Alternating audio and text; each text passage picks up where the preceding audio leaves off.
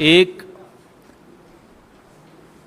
बहुत बड़ा धमाकेदार तथ्य आपके सामने लाए हैं, जिससे कि जो अभी तक राहुल गांधी जी, मल्लिकार्जुन खड़गे जी लगातार सवाल पूछते आए हैं प्रधानमंत्री से और भारतीय जनता पार्टी से कि ये सरकार और ये प्रधानमंत्री किसी एक दोस्त के लिए सत्ता में बैठे हैं,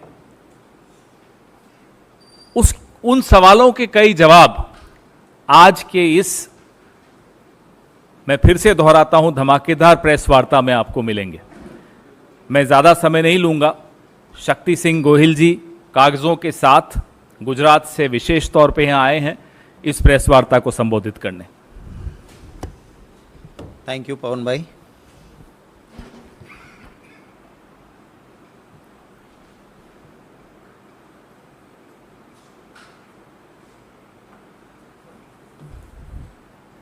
आप सभी का दिल से स्वागत करता हूं।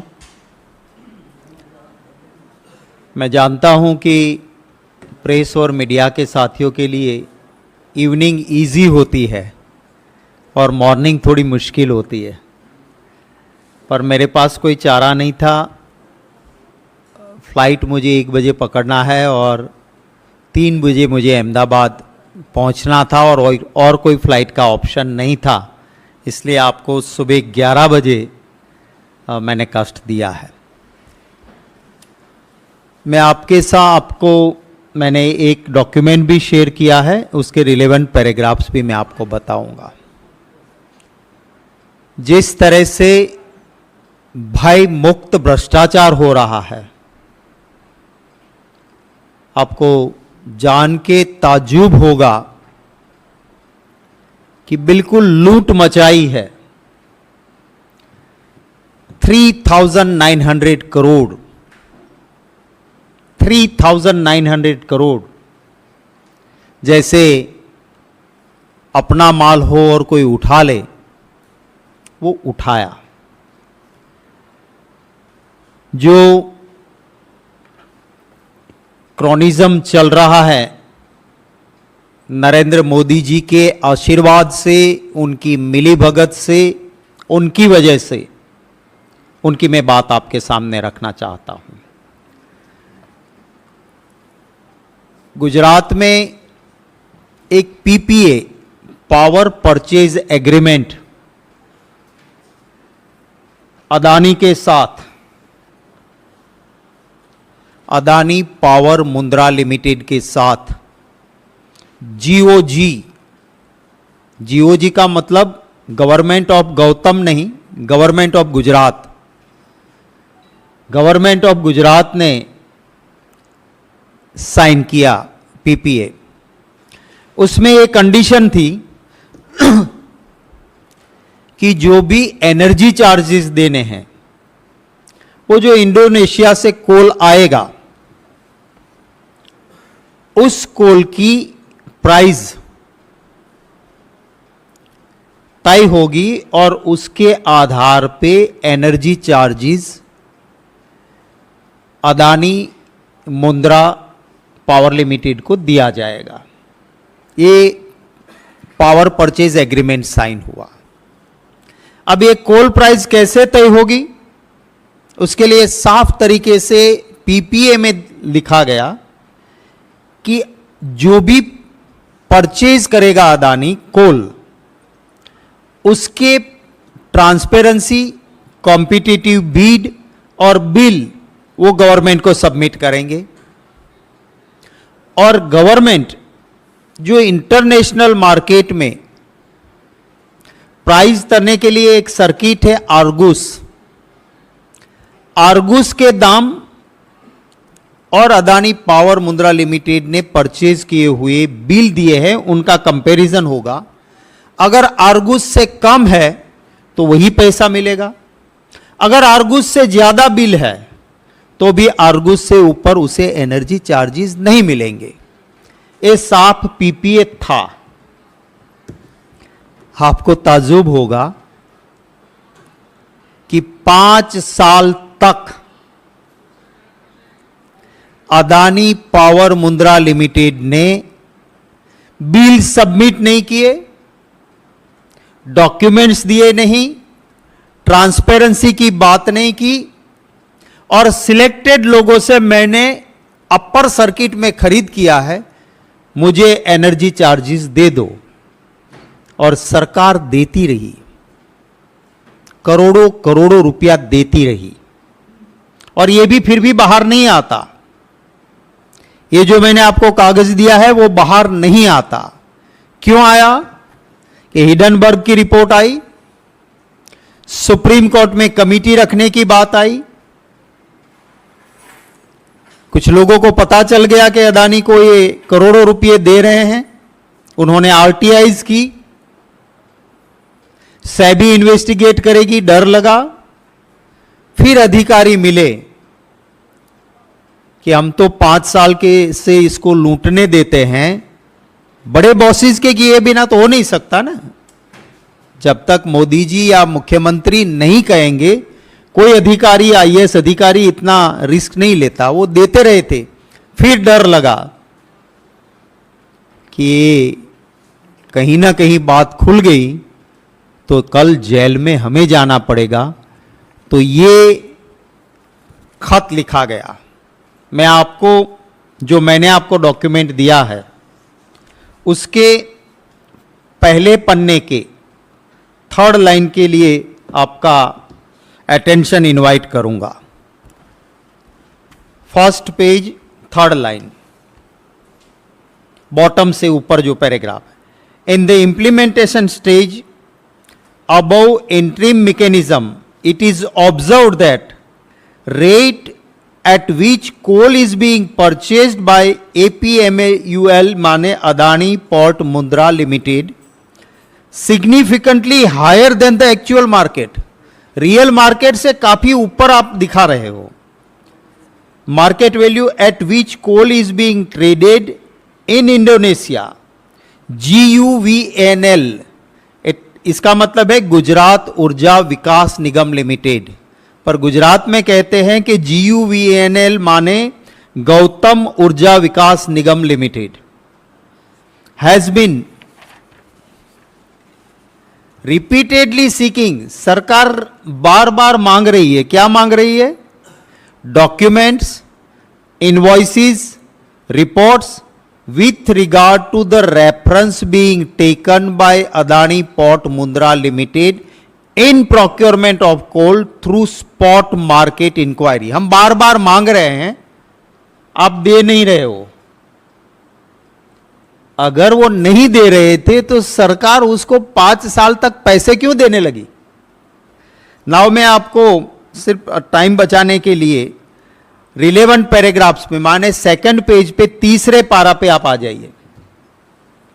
2nd पेज के 3rd पैराग्राफ पे यहां लिखा है, it is mention that energy charges paid admissibly by GUVNL for the period from 15th October 2018 to 31st March 2023, माने 5 साल तक, इज अराउंड 13,802, 13,802 करोड़ रुपए हमने आपको दे दिए हैं। Considering CERC base rate on 13 June 2022 around 12,364 crore, while payable amount as per the Argus rate, ये कहते हैं कि हमने 13,802 करोड़ आपको दे दिए, आपने कोई बिल सबमिट नहीं किए थे। जब आर्गूज के रेट देखे तो हमारा कैलकुलेशन बनता है कि आपको हमें देना था सिर्फ 9,902 करोड़। आगे ये लिखा है उन्होंने, considering the Argus index as a base rate work out to around 9,902 crore, GUVNL submission and request under the petition was to consider only prudent cost of the coal। सही प्राइस हमें करनी थी, हमने आपको 13,802 करोड़ रुपया दे दिया, हकीकत में आपका बनता था 9,902 करोड़, माने 3,900 करोड़ आपको हमने ज्यादा दे दिए। फिर वो कहते हैं, इसके नीचे वाले पैराग्राफ पे आ जाइए, the matter with regard to the interim mechanism for ad hoc payment was examined by the board of GUVNL and need was felt to review the methodology in the interim mechanism in the view of excess payment made to Adani Port Mundra Limited। अब ये request करते हैं इनको, ये request करते हैं इनको कि आपको 5 साल में हमने 3,900 करोड़ ज्यादा दे दिए हैं, उसको आप वापिस करो। अगर सुप्रीम कोर्ट की कमेटी नहीं बनती, अगर हिडनबर्ग की रिपोर्ट नहीं आती, अगर कुछ लोग आरटीआई नहीं करते, तो ये खत लिखते नहीं और 3,900 करोड़ अदानी को गवर्नमेंट के पैसे, और ये भी पावर परचेज एग्रीमेंट के, तो ये पैसे किसके ऊपर जाएंगे? हमारे उन गुजरातीज के ऊपर जिन्होंने भाजपा की सरकार बनाने में मदद की थी। ऐसे गुजरातीज के ऊपर ये पैसे 3,900 करोड़ जा रहे हैं। हमारी मांग है कि ये और कुछ नहीं है, मनी लॉन्ड्रिंग है। इस खत को देखते हुए साफ निकलता है कि लूट है। 3,900 करोड़ की लूट, ये मनी लॉन्ड्रिंग है। और इसके लिए क्या वहां पे ईडी को नहीं जाना चाहिए? कहां वहां पे सीबीआई को नहीं जाना चाहिए? सेबी जो इन्वेस्टिगेट कर रही है, क्या ये सेबी के लिए भी जरूरी नहीं है कि इसको इन्वेस्टिगेट करें? हमारा दूसरा सवाल है कि कोई अधिकारी 5 साल तक उस आदमी को जिसको पावर परचेज एग्रीमेंट के तहत बिल देना था, डॉक्यूमेंट्स देना था, ट्रांसपेरेंट बिडिंग की सारी हकीकत देना था, वो नहीं देते हैं और 13,902 करोड़ रुपए उसको दिए जाते हैं। वो कोई अधिकारी तय नहीं कर सकता है। तो वो किसके कहने से दिए गए? चीफ मिनिस्टर के कहने से, प्रधानमंत्री के कहने से, या किसके कहने से दिए गए थे? उसका जवाब हम मांगते हैं। इसे साफ दिखता है कि जो पार्लियामेंट में स्लोगन चलते थे, मोदी अदानी भाई भाई, देश बेच के खाई मलाई, ये इसका सबसे बड़ा नमूना है। हम ये भी मांग करते हैं कि आपने डर के मारे खत तो लिख दिया, पर आज तक 3,900 करोड़ में से वापिस कितने पैसे आए, और इसका इंटरेस्ट लेने में सरकार को इंटरेस्ट है या नहीं है? इस पूरे खत में कहीं नहीं लिखा है कि 3,900 करोड़ आपसे वसूल लेने हैं, 5 साल में दे दिए हैं, उसका इंटरेस्ट, उसका ब्याज इस रेट से लगेगा, वो कहीं पर नहीं लिखा है। तो इसके लिए भी जिम्मेवार कौन? ये कुछ हमारे सवाल हैं। आपके कोई प्रश्न होंगे तो उनका स्वागत है। देखिए, जब आपको पता होगा कि मई में हिडनबर्ग की रिपोर्ट, सुप्रीम कोर्ट की कमेटी, सेबी की कमेटी, और हमने भी आरटीआई करवाई थी, तो हड़बड़ी में उस वक्त एक कागज लिख दिया। उसके बाद हमारी डिमांड है कि वी आर नाउ इन अगस्त, तो आपने इसके कितने वसूल किए? और आपने जब पीपीए में एग्रीमेंट था, आप खत में भी लिखते हो कि बार बार आपसे बिल मांगे, डॉक्यूमेंट्स मांगे, ट्रांसपेरेंसी के लिए पूछा गया, आपने कुछ नहीं दिया। तो जब कोई भी नहीं देता है तो 5 साल तक आप पैसे क्यों देते रहे? अगर हम कोई किसी के जरिए मार्केट में से मोबाइल मंगवाते हैं और हमको लगता है कि इसकी प्राइस ज़्यादा है, हम कहते हैं कि भैया पैसा तेरा बनता है, बिल दे, पैसे ले जा। और अगर वो बिल नहीं देता है, हम पैसे नहीं देते हैं। ये तो एग्रीमेंट था, प्राइवेट एग्रीमेंट नहीं। GOG माने government of Gujarat, it's not government of Gautam. तो ये क्यों किया, अभी तक कोई खुलासा नहीं हुआ है। तो हमारा ये आपका जायज सवाल है, हमारा भी ये सवाल है कि मई से, नाउ वी आर इन अगस्त, बताएं मोदी जी आ जाएं, दोस्त के लिए बचाव में वही आते हैं, तो आए और बताएं देश को कि क्यों ये हुआ। और 5 साल तक आपने ये पैसे जाने दिए। 5 साल के बाद आप जब सुप्रीम कोर्ट की कमेटी, हिडनबर्ग की रिपोर्ट, हमारी RTI जाती है, तब अपनी खाल बचाने के लिए लेटर लिखते हो, क्यों? इसका जवाब दें।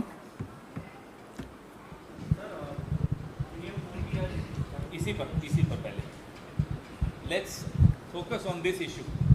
शक्ति जी, जिस आप पावर प्लांट की बात करते हैं, वो पावर प्लांट पहले से काफी घाटे में, लगभग 1.8 अरब डॉलर घाटा है। जितनी उनकी प्रॉपर्टी है उससे अधिक घाटे में है। तो कैसे लगता है ये 3900 करोड़ की वसूली हो पाएगी? गलत पैसे लिए हैं, गलत तरीके से लिए हैं, और जो जिसकी कंपनी है वो तो अपने आप को रिचेस्ट इन द वर्ल्ड के लिस्ट में रखता है, तो वसूली तो हो ही जाएगी अगर करना चाहे तो। अगर मित्रों की नहीं है, जब सैया भये कोटवाल तो डर काहे का। Thank you very much. अच्छा है कुछ? सर, इससे अलग हटके पीएम मोदी आज बेंगलोर पहुंचे, कई अनाउंसमेंट उन्होंने किए, अंतर्राष्ट्रीय दिवस, शिव शक्ति, उसको आप कैसे देख रहे हैं? और 11 बजे पीएम दिल्ली में भी लैंड कर रहे हैं, भव्य स्वागत किया जा रहा है। अब इवेंट्स को लेकर हम क्या बोलेंगे साहब? पूरे देश को हमारे वैज्ञानिकों पर गर्व है, और उन लोगों को भी उत्तर मिल गया जो बार बार पूछते थे 70 साल में क्या हुआ, उसका जवाब उस दिन इस बहुत बड़ी उपलब्धि से मिल गया। मुझे लगता है कि अब प्रधानमंत्री आज के बाद इस तरह के सवाल नहीं पूछेंगे। सर, चंद्रयान 1 का जो पॉइंट था, जहां लैंड किया था, उसका नाम जौहर पॉइंट था। चंद्रयान 2 का जो मोदी जी ने आप रखा है, तिरंगा पॉइंट रखा है, तो सीधे तौर पे अटैक है कि परिवार के नाम पर ही जो है सो कांग्रेस जो है सो कोई सब नाम अटैक रखते नहीं है। थे। आप उसको किसी भी तरीके से देखिए, जवाहर के दिल में तिरंगा था, और तिरंगे और जवाहर को कोई दूर नहीं कर सकता एक दूसरे से।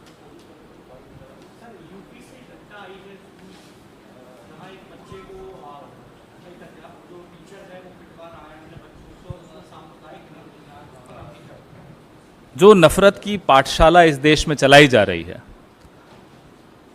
उसके प्रधान अध्यापक कौन है?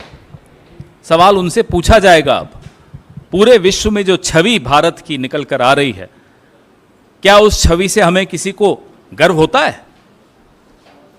तो जो नफरत की पाठशालाएं इस सरकार, इस विचारधारा के तहत इस देश में चलाई जा रही हैं, उसके प्रधानाध्यापक को शर्म आनी चाहिए, माफी मांगनी चाहिए इस देश से, और ये नफरत का कारोबार अब बंद करना पड़ेगा। न ये इस तरह की नफरत मेरे धर्म को दिखाती है, मेरे धर्म में इस तरह की नफरत का स्थान है ही नहीं, न मेरी संस्कृति में इस तरह की नफरत का स्थान है, न मेरे देश में इस तरह की नफरत का स्थान है। तो ये जो जिस तरह की नफरत लाई जा रही है, जो ला रहे हैं, उनसे पूछिए कि जो स्वाभाविक, जो प्राकृतिक हमारे यहां नफरत है ही नहीं, उसको आप क्यों ठूस ठूस कर हमारे मानसिकता में भर रहे हैं, और आने वाली पीढ़ी में आप क्यों इतनी नफरत पैदा कर रहे हैं? हम उन्हें कामयाब नहीं होने देंगे, ये देश उन्हें कामयाब नहीं होने देगा। हां, मीडिया का एक बहुत बड़ा वर्ग, उसको भी जिम्मेदारी लेनी होगी किस तरह से ये नफरत फैलाई गई इस देश में। पवन जी, एक सवाल इधर से है। एक सेकेंड, मुद्दे पर।